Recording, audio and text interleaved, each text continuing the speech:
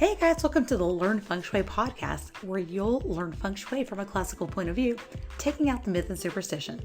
So if you're interested in learning Feng Shui, Chinese astrology, all things Chinese metaphysics, as well as the superstitions and myths that connect it all, you'll enjoy learning Feng Shui with me.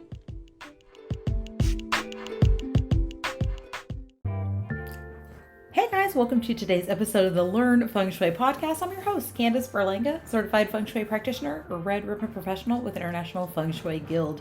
So today we're going to talk about a topic I think that is pretty important. For February, I really wanted to focus on the topic of love and relationships, but what is more important than our relationship with ourselves? So I want to focus on the topic of self-love and self-acceptance. I think I have the perfect guest to join me today.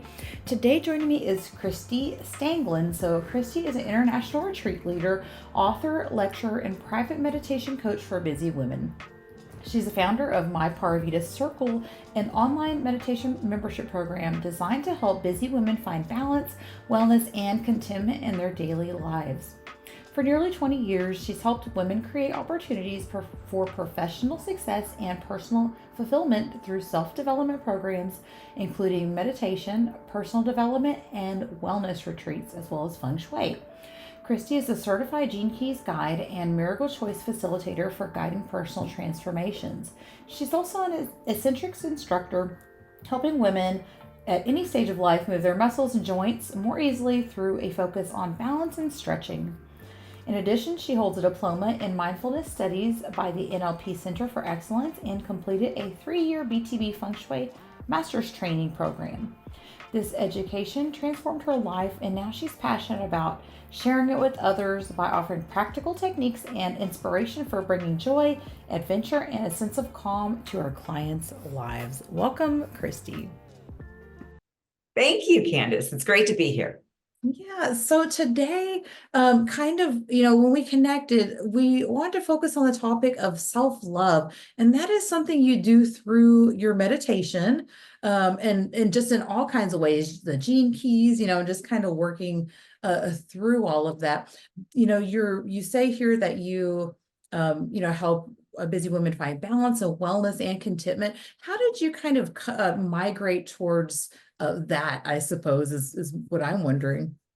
Well, I would say that, we like to teach what we're looking for or what we also, want to learn more of. And I was one of those, busy executive women, working on Wall Street.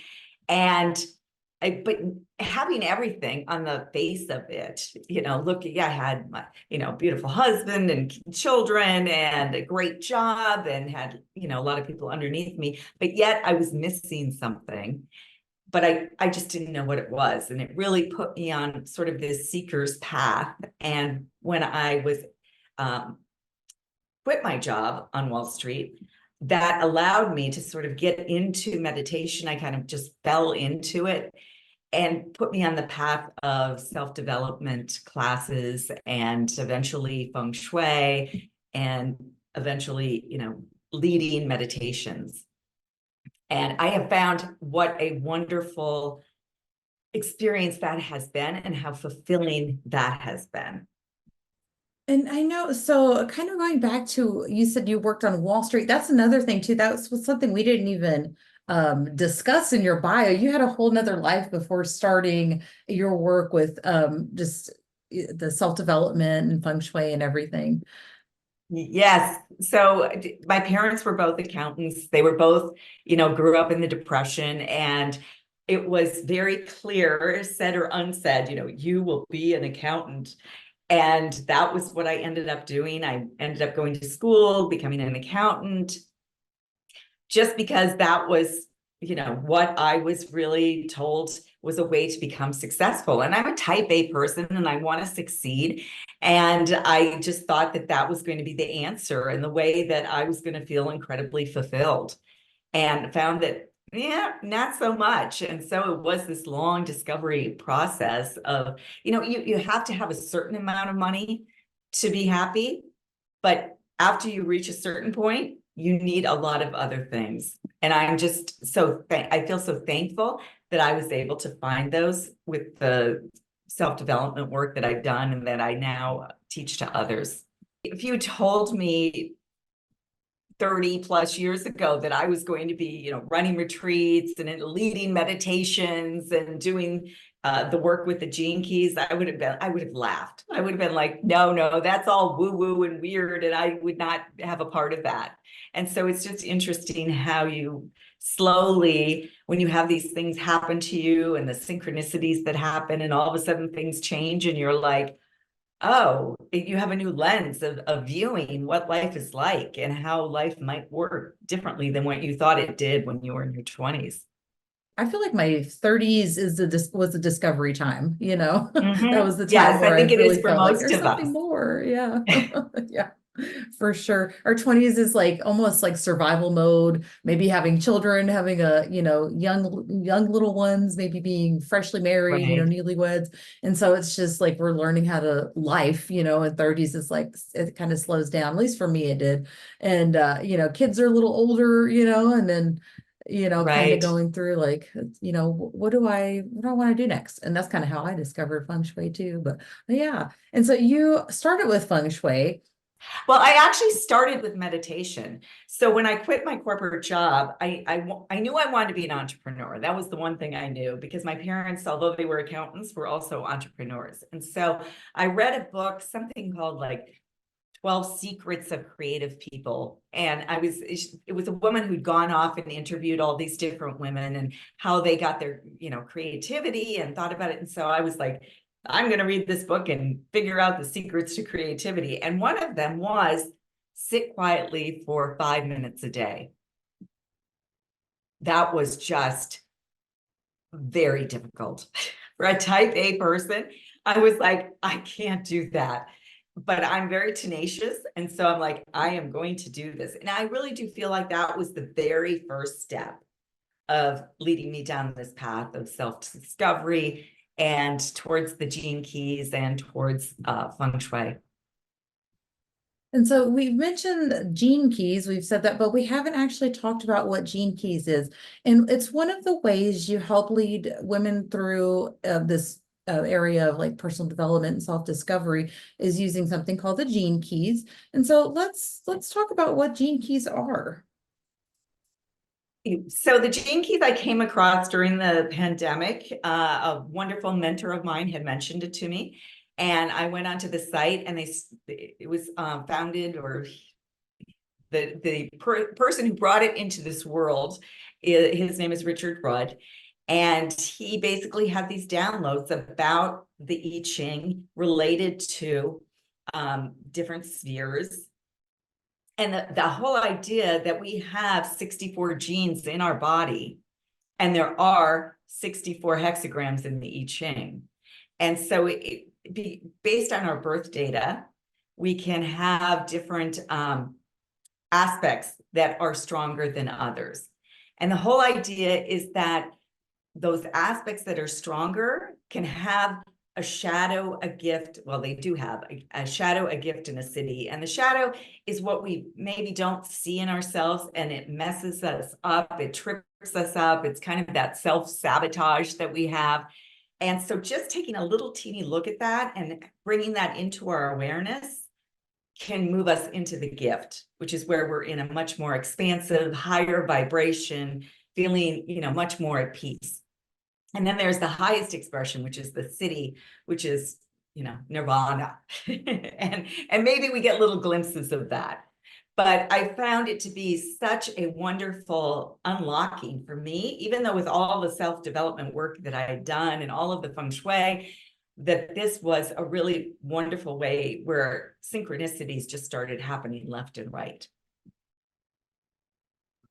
Yeah, and I always think of synchronicities as just a little nod from the universe telling you you're on the right Yes. path. I love seeing your synchronicity. Kind of before we started, we talked about the year of the dragon, bringing more synchronicity and stuff like that. And I've already feel like I've been experiencing that. It's been very strange, just kind of off topic, but I've had really weird synchronicities happen over the past couple of weeks.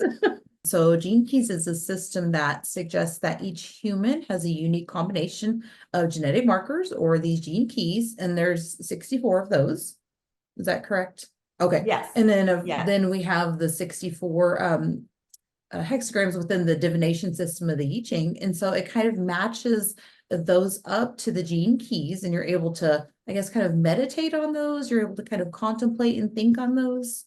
Yes, and so Gain he's taking insight. each one of those hexagrams, and that the hexagram information, the book of changes, which includes the I Ching and all those 64 hexagrams. He's taken those, but he's kind of turned it into more modern language and related to the person and to a certain sphere. So there are these different spheres based on your birth data. And I guess, the reason we connected is one of the sequences is the Venus sequence within the gene keys, which is all about looking at your relationships of yourself and with others, and looking at that shadow that can happen that might be prominent within your Venus sequence of how you might be, running into issues with relationships to yourself, to others. Yes, and so looking at the Venus sequence, you're able to kind of look at different patterns and stuff like that. I know as humans, we kind of create these patterns in our lives of, I mean, I think we see it time and time again. I know you've probably come across clients that tell you like, maybe they want to improve their relationship, or maybe they want to find a partner, but they keep experiencing or maybe even dating the same type of person. I feel like that's very interesting because it's very much, you can tell there's a pattern there of maybe different things, right? Maybe choosing the wrong person, or maybe we're self-sabotaging, or there's those things. And so by looking at the gene keys in that Venus sequence, we're able to see those patterns. Exactly. And the Venus sequence also is kind of this mirror of, we're able, so as you're talking about those patterns that we have and we can't see them. Basically what the Venus sequence is saying is like, look at those relationships, because if there's a relationship that's really hard, that you're having a hard time with this person, or if there's somebody that really drives you crazy, a lot of times that can be a relative or it can be a spouse. If there's that person, that is the perfect relationship to contemplate and to look at, because there's something within yourself that you're not happy with. And so that, and I find having that knowledge now for me is that if I can have a lot of compassion now for people who drive me, that I might not even know, but I read about them in the news and I get all irritated about them. But it's like, if they're very critical of someone, if they're acting out, that they're saying those same things to themselves. It's really, if they know it or not. Oh, that's very interesting. I didn't even think about that. So, but that is true. We verbalize our self-talk, right? But maybe we Yes. project that onto other people. Yeah, very Yes. interesting. And especially if somebody's bothering you, of really looking at that and saying, how could I relate that back to myself? What is it that I'm maybe not liking about myself, that I'm suddenly like, reflecting that, deflecting that all on that other person.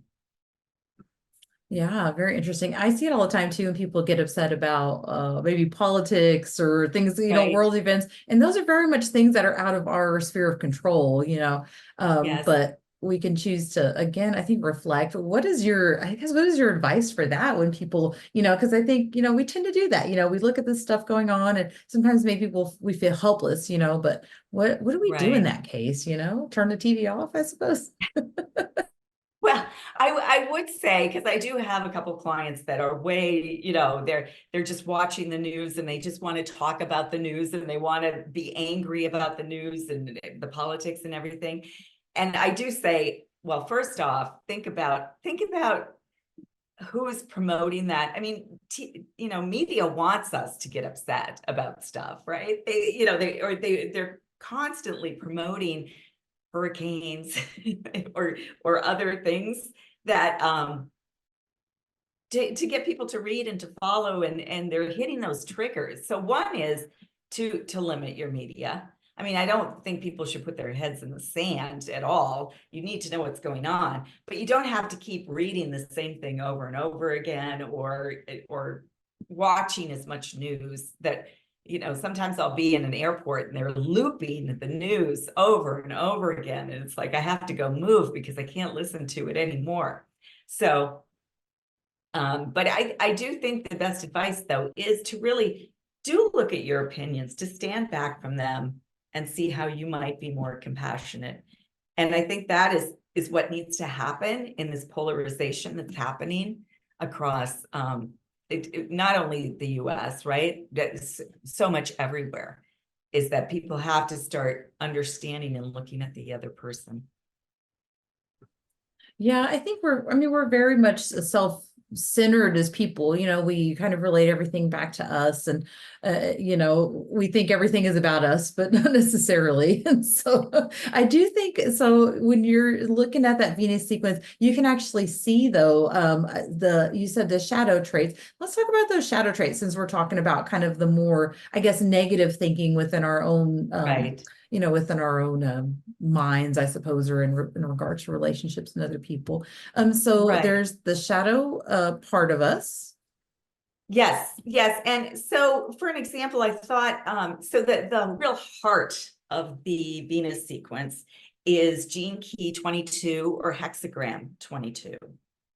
And the shadow of hexagram 22 is, I think he uses the word dishonor. And if you listen to what he has to say about dishonor, he's talking about the critical self-talk that we say to ourselves, that we don't even maybe notice that we're saying to ourselves, but that is a way of that we're dishonoring ourselves as perfect beings. And I know that I certainly catch myself many times, saying little things that are not a positive thing to be saying to myself, but I wouldn't say to my best friend.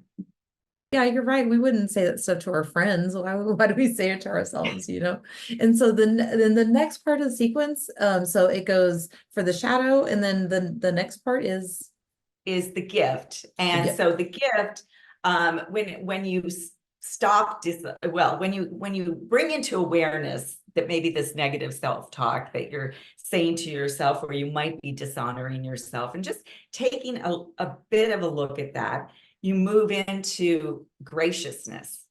And that's being, incredibly graceful with yourself, of treating yourself like you would your best friend, like saying those things where you're accepting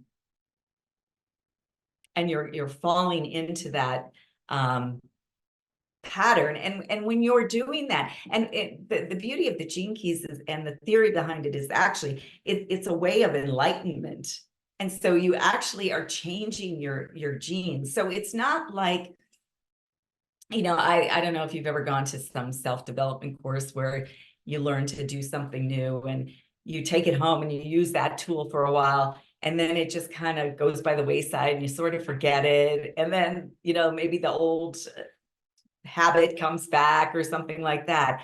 This is actually, once you've had that just little look and had that contemplation and had that aha moment, you're changed. Like, you're not going back. Yeah, that's true. Because I do feel like a lot of people, and even like I said, I do the Chinese astrology, the Batsa. I do feel like a lot of the stuff, we may have these pre-programmed things. I kind of compare it to computer software, right? So we have these pre-programmed softwares that kind of come in, but we can upgrade our software as time goes on, and we can do cool things with the new software, right? And so as people, I think the awareness is like a software upgrade, if that makes sense. It's like upgrading to the next iOS or whatever, and so it's not that there's, this continual thing you have to do, but it's that we can recognize those patterns of behavior, or the self-sabotaging, or the, the criticalness or whatever. And and once we recognize it, when you recognize those patterns and where you're judging yourself, and you brought that into your awareness, you will tend not to judge others as much. I don't know if this has ever happened to you, but I always say my mother-in-law was my best teacher, because she could just push my buttons left and right. And then it was just like, it wasn't until I started to do this work that I realized that I had tools and ways to counteract.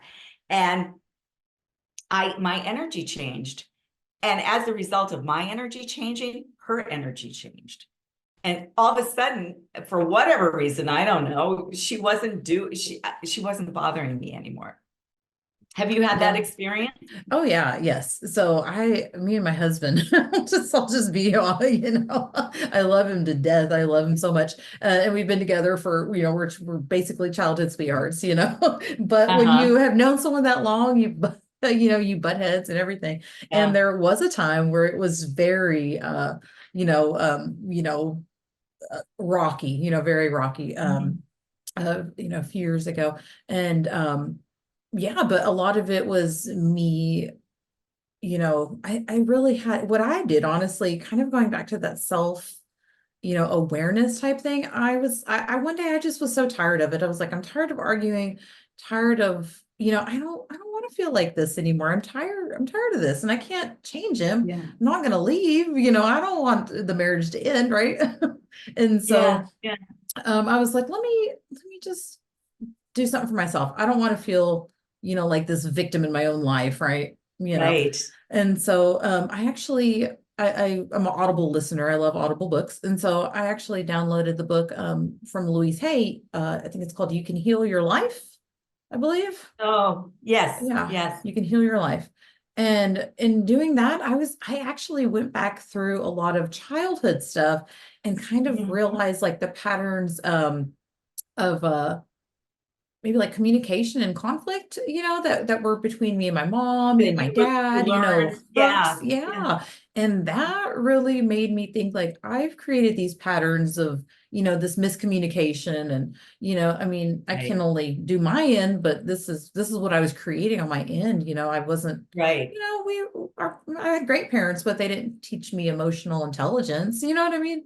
And so, yeah, Exactly. I mean, they were great, but, they're old fashioned, Well, just yeah, stop they were crying. doing the best they could, right? Like, Yes, yeah. that just wasn't something people were talking about or doing, or, Oh no, no, for yeah. sure. Yeah. I came from this stoic Norwegian family, but it's Mhm. interesting you bring that up because the Venus is a sequence and there are these different spheres, and one is emotional intelligence and looking at that sphere and looking at where your shadow is, and there is the IQ. They were developed during different points in time of your childhood. So you are going back and looking at that. And once you take responsibility for you, right? And you talked about being a victim, it's all about not being a victim anymore because you're just being responsible for everything. But it's interesting how that then changes the dynamic with another person. And they're not even, was your husband listening to the book also, or?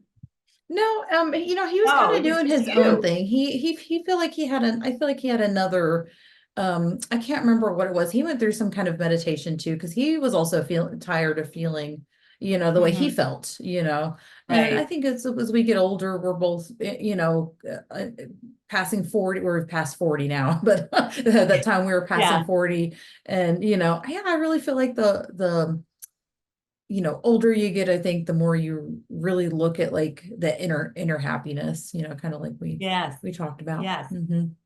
But I do think that is so fascinating, and one of the keys to the Venus sequence is the whole idea that it doesn't need to be done with the partner. You do the work, and either the partner is going to change because you're changing and that whole energy is changing, or they may leave and you may both just decide to leave. It may be one of those conscious uncouplings or whatever, but it's not.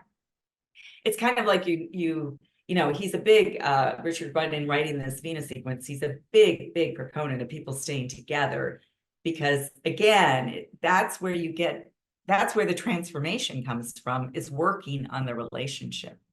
And so the next step in that sequence is called the Siddhi, and it's spelled Sidhi. Is that correct? Yeah, Siddhi. Siddhi. Oh, It's a DDHI. Sanskrit. Yes. Yeah, Yes. Sanskrit word. And you kind of talked about that being like a nirvana type experience. So when we've gone through our shadow, we've gone through, the awareness and the gift, right? And then so the next Right. one is nirvana. So what does that look like when that's kind of achieved? And that's not really something that you are in all the time. Is that Oh, something no. that, Yeah. yeah. I would say no. I would say, you're kind of lucky when you get little glimpses of that. And so in this, in Gene Key 22, hexagram 22, the city is grace. So, and grace, I'm getting big chills on this. It's just one of those moments where you just really feel like you've been touched, touched by something way bigger than yourself. And I mean, I've had a couple of those experiences. One was when my daughter was probably like 6 months, 3 months, something like that. We had St. John the Divine in New York was in our neighborhood, and they were looking for a Mary and Joseph to be in their big play. And so we, at the evening, church event. And so they asked if we would do it. And my husband said, I'll do it if there's no donkey. And of course we show up and there's the donkey. Anyway, that's just a little aside. I was standing there and, did the procession up to the main area. And I was, sitting there holding my daughter. And I just had this overwhelming feeling of being touched by grace. And it's so hard to explain, where you just feel like your whole body is just expanded and this feeling of incredible, incredible peace. And last year I had an experience also where I did this. I was participating in a Valentine, it was a year ago almost, a Valentine's Day event.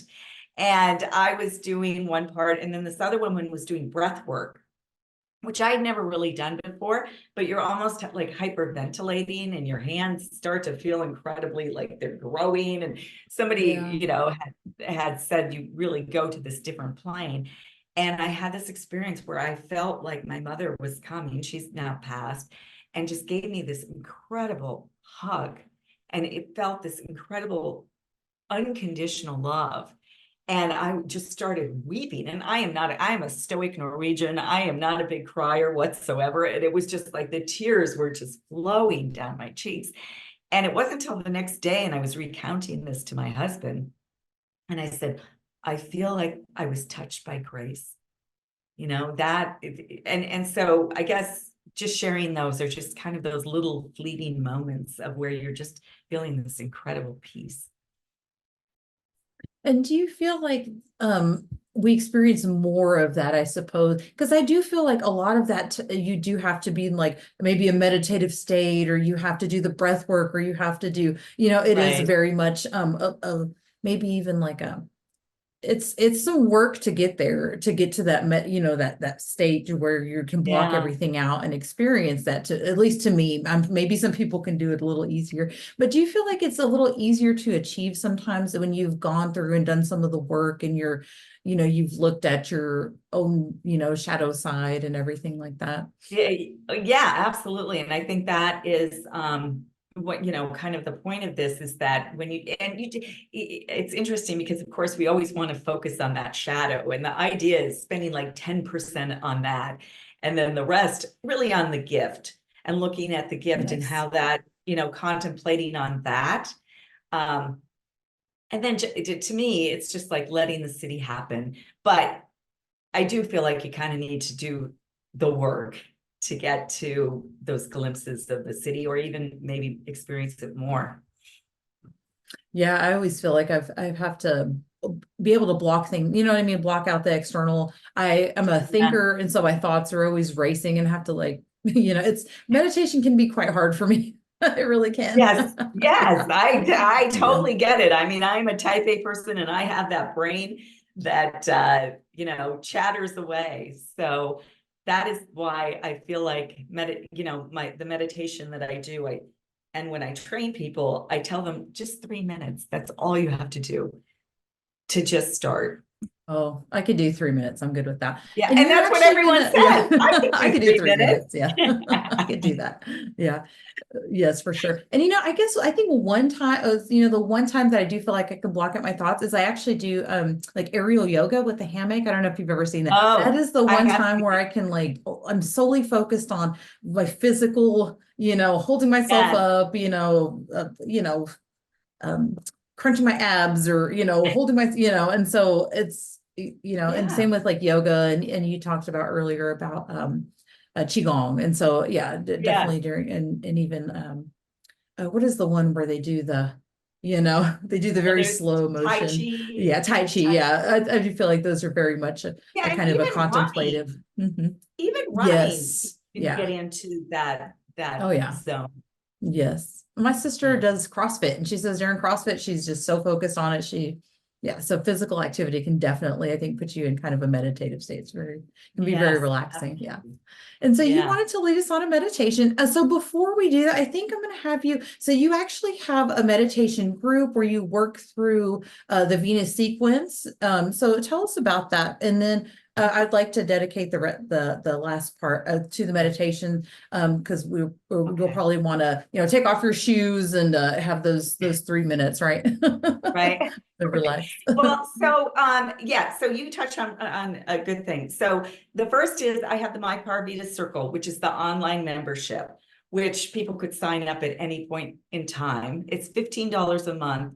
There's so many resources in there. I do online live online meditations in the mornings.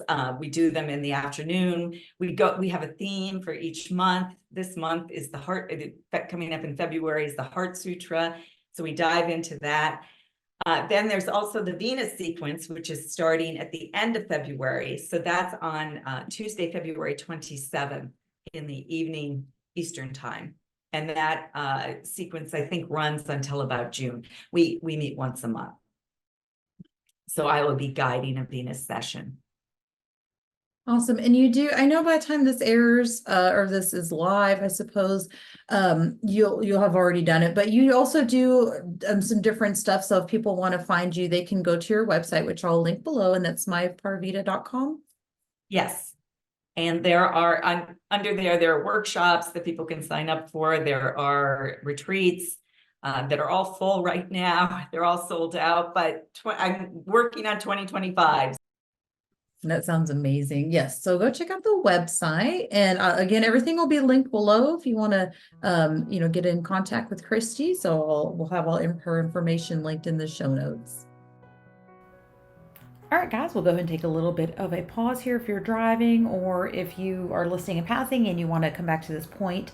Go ahead and pause here. I do suggest also that you maybe kick your shoes off and grab a pen and paper or open up your notes app in your phone because she's going to have us jot a couple things down. So let's enjoy this lovely guided meditation with Kristi. So basically, we're just going to take 6 minutes for what I'm going to call a self-love meditation. Nice. And so the first, let's say 2 minutes, I'm just going to give you some prompts for you to write down. So the first, let's just start by maybe closing your eyes. Just coming down, we've been in our minds, we've been talking away, been thinking. Let's just kind of get into our bodies. Let's start by taking a deep breath in and a slow release.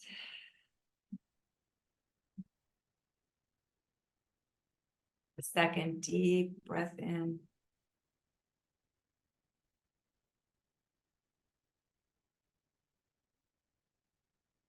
And release. And a third deep breath in. And release. Okay, and I'm just going to ask you a couple questions, just a couple prompts. Whatever comes to mind. So I'm going to ask you to just write down one thing that maybe your inner critic says to you.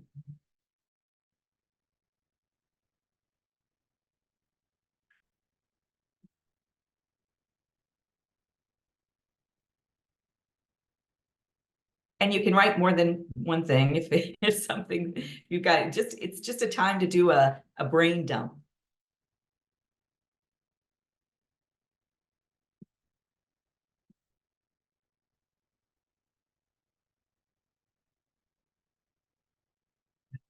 And here's another prompt. Maybe a criticism that someone has said to you that you've incorporated, that you couldn't let go of.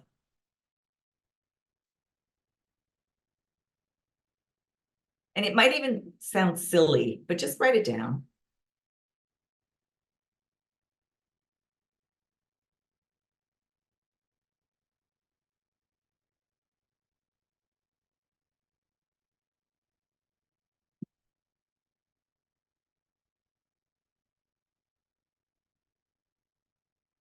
And one last prompt is maybe a New Year's resolution or a goal that you created for yourself.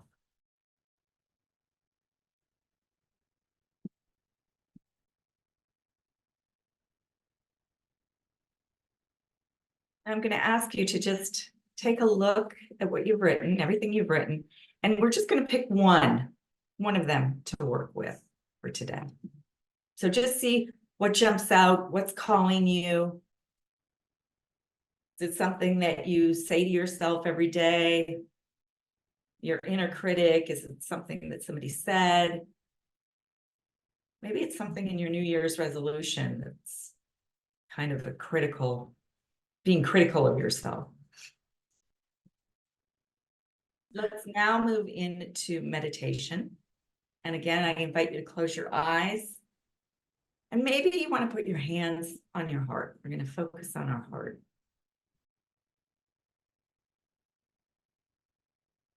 And closing the eyes, really dropping into the body. Relaxing the face, shoulders.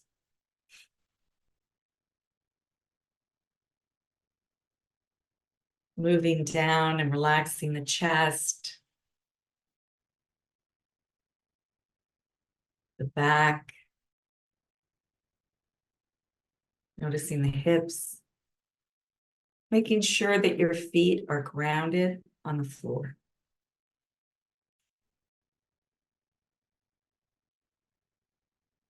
Let's continue dropping in with a deep breath in. Slow release.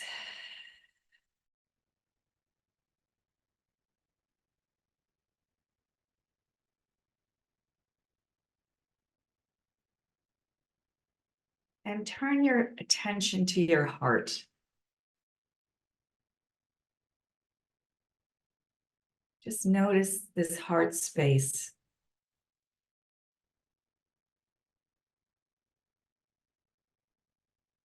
And I invite you with your mind's eye to just imagine this space getting stronger and growing, becoming incredibly vibrant. Maybe there's a beautiful pink light that just starts to grow within your heart space.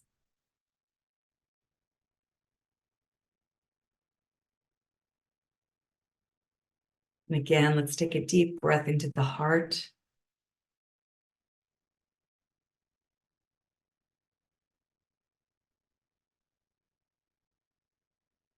And then I invite you to say to yourself 3 times, I am enough. You can just say it to yourself silently, or you can say it to yourself out loud, whatever feels right in this moment. I am enough.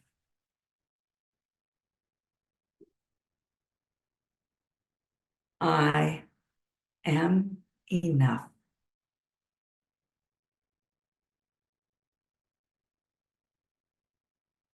I am enough.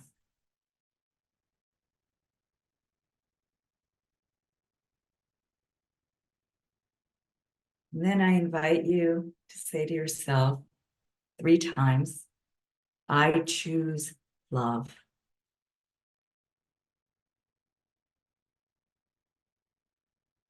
I choose love. I choose love. I choose love.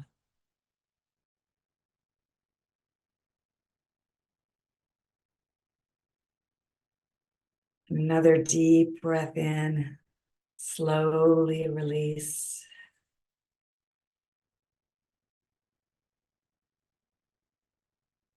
And then I invite you to say, I am love 3 times.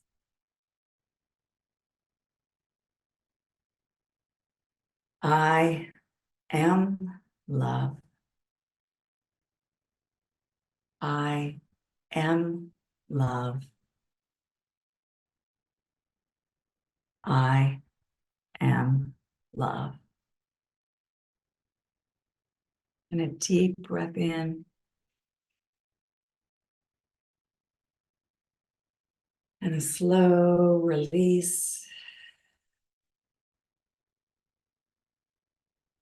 I invite you to open your eyes and look at what you wrote. The one sentence that, had popped out of you. And just write down how you can say that with love. What would you say to a friend? How would you word it differently?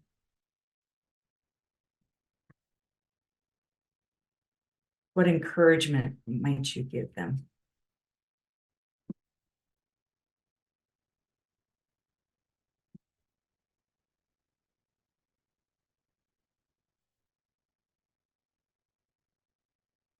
Give yourself a hug.